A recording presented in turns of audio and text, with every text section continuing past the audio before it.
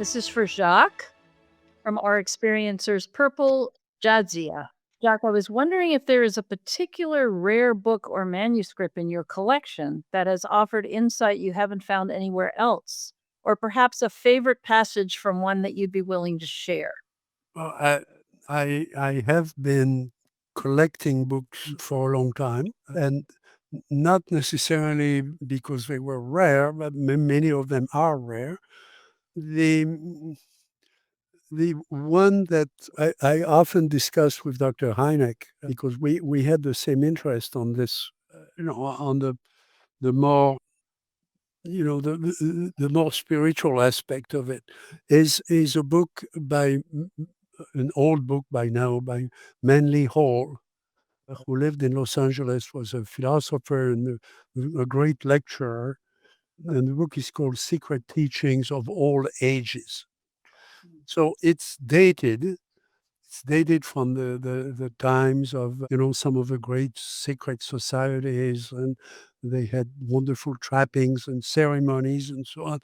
But it ranges over all the major cultures of the world, and it's wonderfully illustrated. If you can find an old copy of it, they are getting expensive. But Manly Hall was a great lecturer. He was a friend of Dr. Hynek.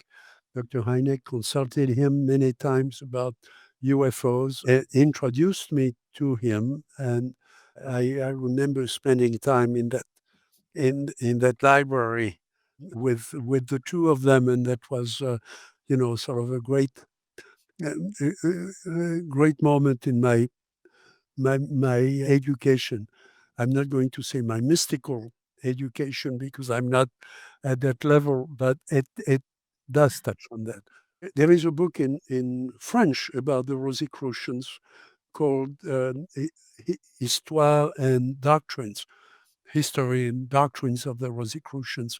That's at a much lower level. It just talks about the movement of the 18th century, which is related to the Invisible College and to the growth of science in Great Britain outside and often against the religious dictates. And it's an interesting book. Again, it's not, but it's in French. What I'm doing now is I keep going back to two people who represent, I think, what what we should be doing in science. And to some extent, they had failures, both of them, like scientists do. One is Paracelsus, and the other one is John Dee. Paracelsus as a founder of many of the ideas in modern medicine that have become ideas in modern medicine, as opposed to the medieval way of treating people. It was still the transition between the elemental chemical theory of illness and treating illnesses and the looking at the organism as a whole in a completely different way. And his life is amazing, and his thinking is amazing, including in chemistry and in the nature of reality and the spirit in reality. And John Dee was in many ways he was a failed politician for one thing, but he was not considered as a great scientist. I mean, but he was. I mean, he was a great applied scientist, and he explored the frontiers also, very much in the way in which Paracelsus would do it. Both of them were looking at elemental physics and at processes in the lab, not just at theories, and linking it for the good of humanity. John Dee's major claim to fame was his his inventions in the field of coordinate travel around the world and the compass and navigation. That, of course, for which he was paid the big bucks by the Crown of England to deploy the English fleet. So a lot of his work was applied mathematics, but a lot of his private work was about the philosophy and the philosophy of contact with higher beings and learning from those other beings. And he ran into some areas where he made mistakes.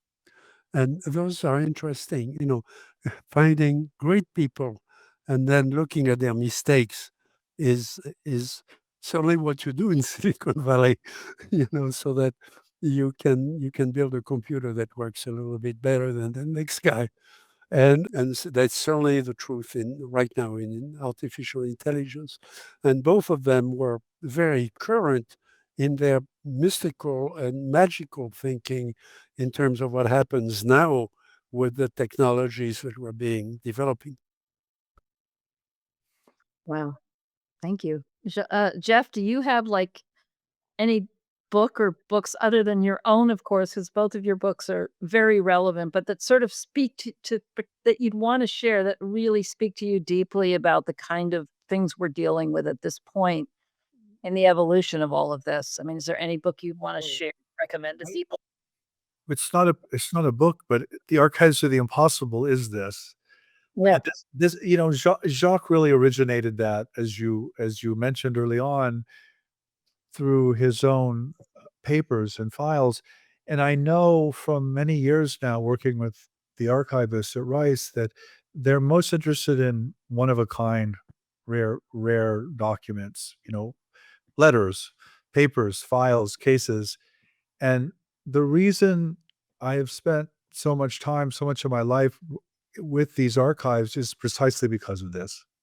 They're meant to be public, they're meant to be accessible in the future, and it's a legacy, I mean, the truth is none of us are gonna be around in 100 years or 50 years, We're mortal beings, but this kind of query or this kind of inquiry will continue, and an archive is one way that this conversation can continue. I would also say, Jacques won't say this, he's too humble, but I think the gold mine here is the journals. I really believe that. The forbidden science, the 6 of them, they're unequaled in this field, and the last one, Scattered Castles, it's the finest explanation for why there are archives at all, and the short answer is research. The short answer is you don't wanna chop this thing up into classified research agendas. You wanna make it public, and you wanna talk about this in a conversational, intergenerational way. And so I would really pitch archives as the way to move forward here, and I would also propose that people read Jacques' journals, which are very long, by the way, but also but are also the gold standard, I think. If you really wanna know what this whole thing is about, go read those journals.